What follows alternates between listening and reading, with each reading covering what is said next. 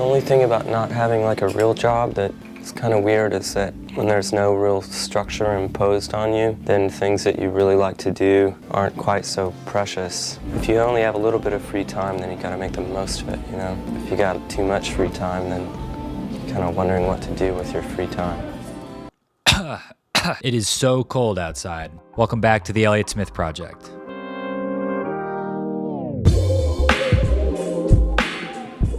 One of the goals of this project is to capture all the details in Elliott Smith's guitar parts the way he played them. I spend a lot of time going through live videos and recordings to do my best to get the parts right. In the second half of this video, we'll break down the song section by section and do a full playthrough with chord charts. Feel free to skip ahead if that's why you're here. But I want to take a second to talk about this song and the idea of contradiction.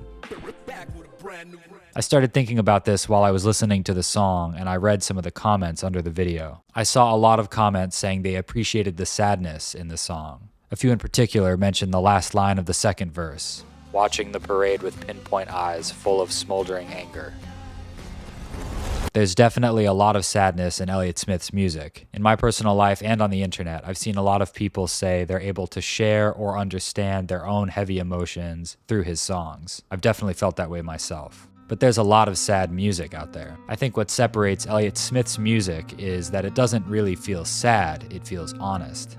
Life is suffering. That's not a new idea. In many modern cultures, we're encouraged to avoid acknowledging our suffering. We can see the discomfort it causes. That is Elliott Smith.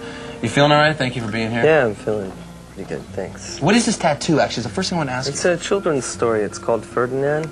It's like a bull who doesn't want to go to the bullfight, but he does. That's awesome.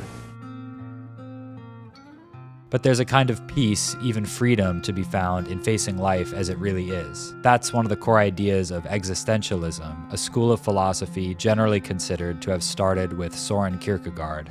His most famous work, Either Or, is the namesake for this album. When we think about the idea of finding peace through suffering, we see an apparent contradiction. It's definitely not easy to face life's challenges. Contradiction comes up a lot in art. The story of Ferdinand, Elliott told, a bull that doesn't want to go to the bullfight, but does anyway. Even the title Either Or can be seen as embracing contradiction. People think that, like, just because you play an acoustic guitar, that it's folk. Like, what's the difference?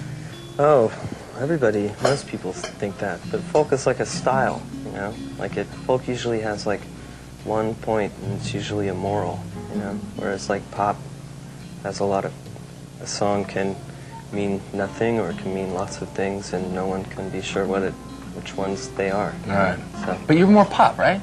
Oh yeah, you know, yeah. While the style of folk music might involve more black and white, clear narratives, pop music is full of ambiguity. In some pop music, the ambiguity can feel empty and vapid, but many artists use that ambiguity to make room for contradiction. And here's where I want to talk about one more YouTube comment I saw that I haven't mentioned. Someone said under the Ballad of Big Nothing video that I was listening to, "So lost in my own dumb failures, but this song springs into mind with the 'you can do what you want to, there's no one to stop you.' So I feel a bit better now." And right below, someone contradicts them. "I don't mean to disrupt your contentment, but what it actually means is what he says at the very end. It doesn't mean a thing, big nothing." I immediately had two thoughts. First, kind of a dick. Someone admits they're struggling, but found something that makes them feel better, and you're like, sorry, try again. But second, I wondered, are they right? Which one of these interpretations is right? In the first comment, we imagine almost a pep talk. You can do whatever you want. No one will get in your way. But the lyric the response refers to at the end of the song seems to burst that bubble and contradict the positive takeaway. You can do what you want to whenever you want to, though it doesn't mean a thing. Big nothing.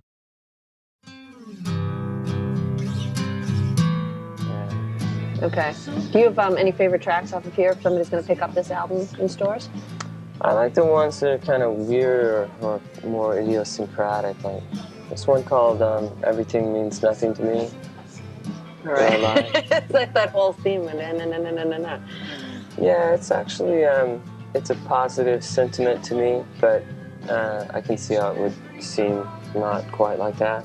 Okay. You are you going on tour with the full band? Are you not? Yes. Starting May 5th, is it? Yeah, for the rest of my life. So listen, if we've learned anything from this whole excursion, you don't need to correct someone's hope. Life is hard for everyone, and we get through however we can. We make art, we listen to music. And with that, let's play this good-ass guitar part. This really is one of the coolest parts I've ever learned. It's really fun to play, and it's the only part I've covered of Elliott Smith so far that uses a pick. And it's kind of sneaky hard, starting with the iconic opening slide.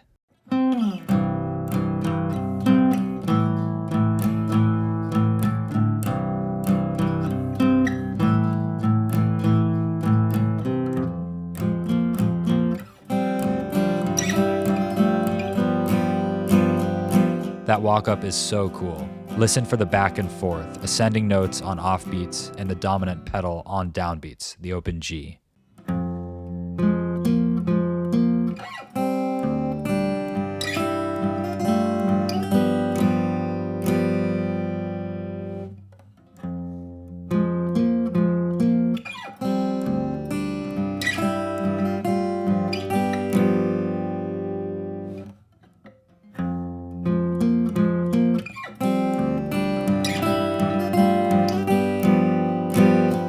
The verse is a little easier, still a few wild details.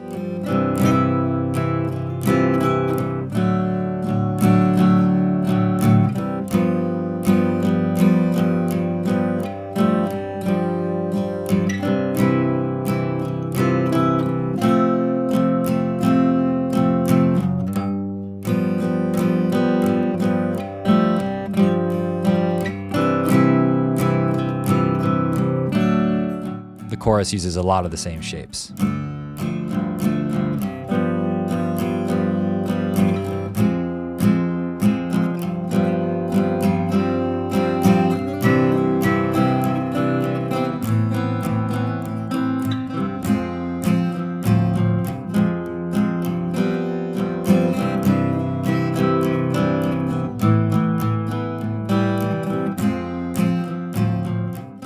And that's the whole song. The intro comes back as an outro, adding a cool symmetry. It's time for a full playthrough with chord charts. Thank you everyone for watching and supporting this project. If you liked this video, please like and subscribe to catch the rest of the Either Or series. If you hated this video, please tell us all about it in the comments.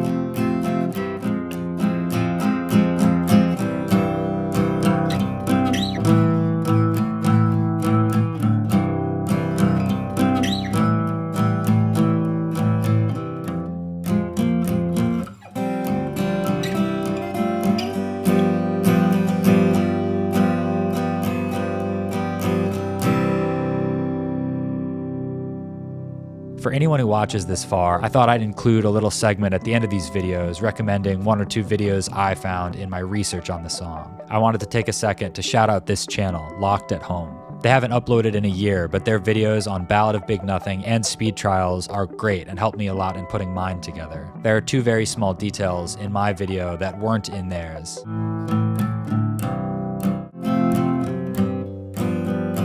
But with Elliott Smith guitar parts, at a certain point it's splitting hairs. In my teaching, I've learned having access to several different approaches is also really helpful when you're trying to learn. Locked at Home, for example, writes their transcriptions out as tabs. The second video I want to recommend is from the channel Taste in Music.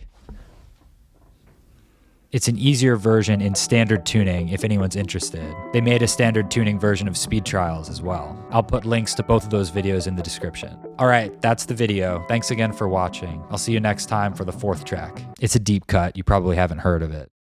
Bounce. Yeah.